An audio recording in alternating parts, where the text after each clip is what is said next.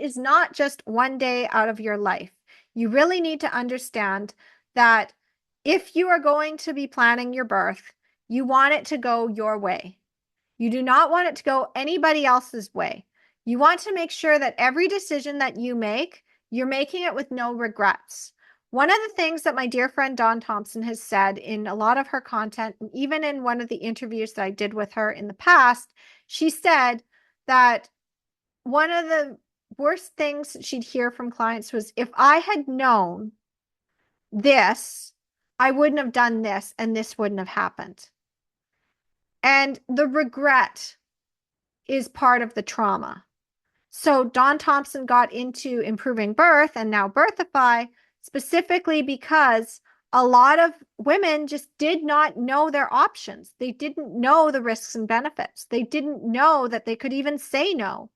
And because of that, they didn't have the right information. They made choices based on what the medical system told them, and it screwed them over. And I fell into this camp too. And part of the reason I got into Improving Birth with Dawn in the first place as one of the rally coordinators for my area was because I really resonated with that message. Because of the fact that this lit a fire under me of why aren't enough women being told their options and their rights, that's why I'm here.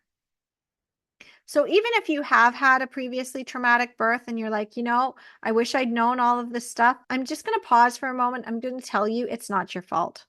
And maybe the reason why you had that experience is so that you could pass on your knowledge to others. Maybe the reason you had it was because you just needed to learn something. And now that you know better, you can do better. You see, most moms, when they're planning a natural birth, they run into what I call the natural birth traps. So basically, what are natural birth traps? These are the things that undermine your confidence in planning a true natural birth.